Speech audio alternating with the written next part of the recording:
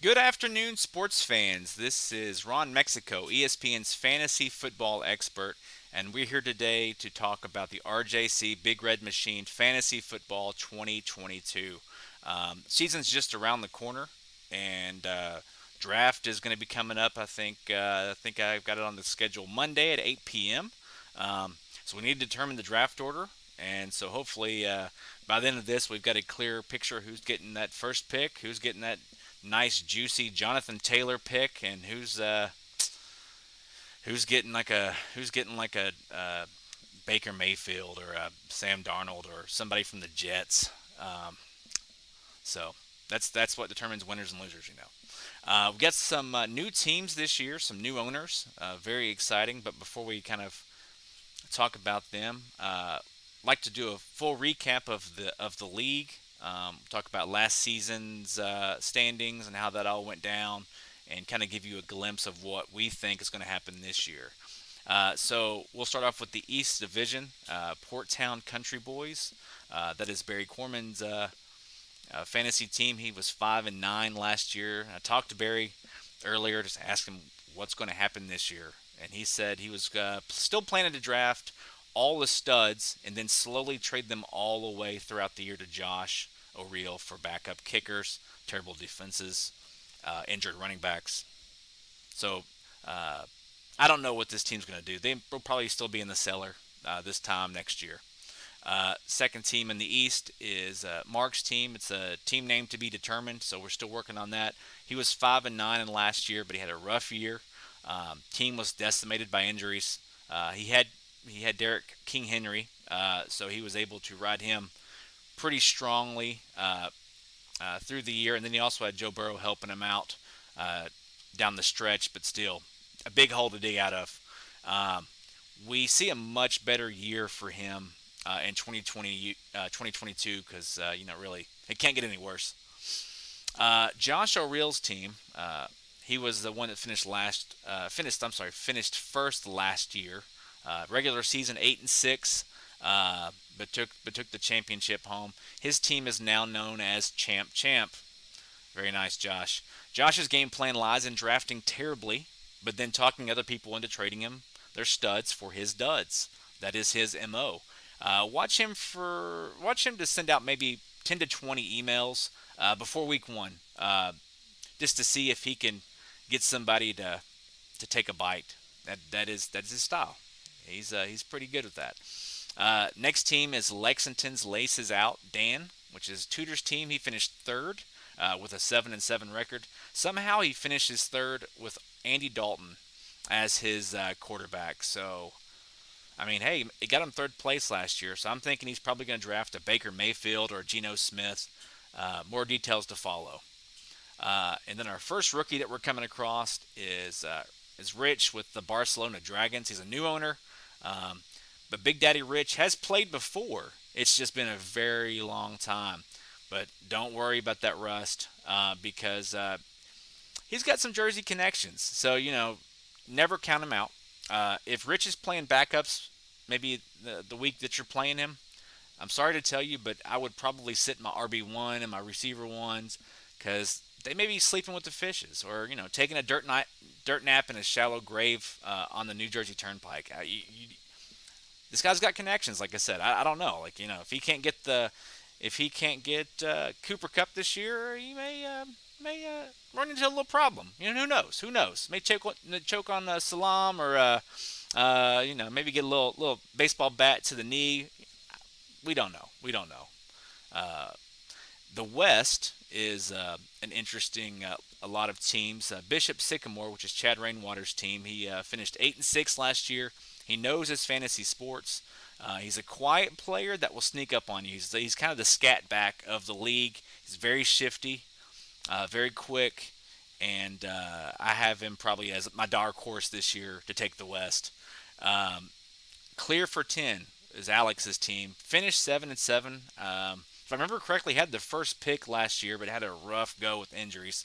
If I remember correctly, his quarterback was jailed for actions on January 6th. His two running backs eloped together and ran off and retired. And then all of his receivers were killed in a Russian roulette game. Just really rough. But luckily for him, he had Justin Tucker, the future Hall of Fame kicker, and that really carried his team to 7 wins. Uh, a rookie here, Dusty Torres, new owner, team name TBD. A true mystery on this one. We don't know what to expect from this owner. Does he bring his A game or will his team be lame? Who knows? That was probably a really lame joke. So don't know. Zach Englund, who played last year, was also in the cellar. Team name TBD. Even with Cooper Cup having one of the greatest receiving years ever, there was no hope for Zach's team last year.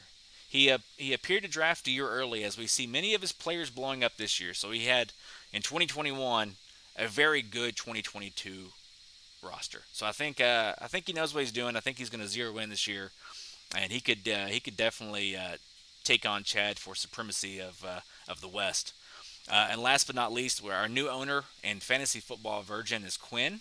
Her team could play like an expansion team or look like the '85 Bears. Time will tell. She is a Packers fan, so you have to wonder if she can be the league's Coach Lombardi, or maybe she comes out and this is one of those coaches that gets pulled after like four. Maybe an Urban Meyer. Maybe she's an Urban Meyer. So we'll have to see as the season progresses. So we now take you to the field where it's time to start the contest.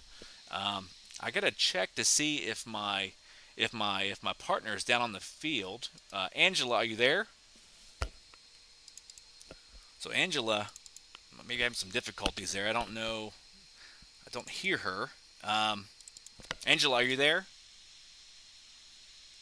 Man, this live satellite thing just sometimes just doesn't work. Um, maybe we can try one last time. Call the guys, the tech support guys up. I don't want to go to commercial because I know this is very exciting stuff. But we'll try her one last time. Maybe we'll have to throw some B Dubs commercials at you or something, some Budweiser or something like that. Angela, are you there? Yes, I'm here, Ron. Yes, I'm here. I'm down on the field. Each team has sent us a player to represent them. The contest is very simple. Each player will run from end zone to end zone. There are 3 defenders whose tackles they will have to break through if they want a great draft position. As soon as the players are properly stretched and hydrated, we will get this thing going. Oh, I'm being told that they are already ready. Once the last runner crosses the goal line, we will post the draft results. Let's see if, yes, here it goes. 1, 2, 3. Looks like Dusty's taking the lead first, but running into his first defender. Oh, Tudor's coming. He's coming on strong, and so is Quinn.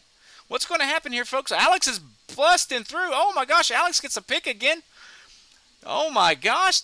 Back-to-back years for Alex. How lucky is that? Ron, have you ever seen anything like it? I have not seen anything like that. 2 years running, back-to-back. First place for Alex.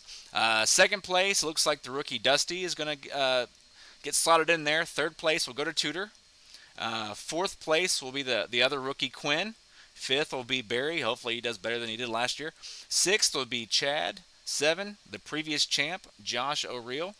8th will be Zach.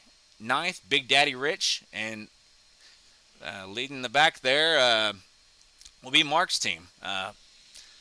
Well, good luck, everybody. Angela, thanks for joining us. And guys, get your draft ready on. Once again, the draft, I think I read that it'll be on Monday night, 8 p.m., through, of course, our ESPN website.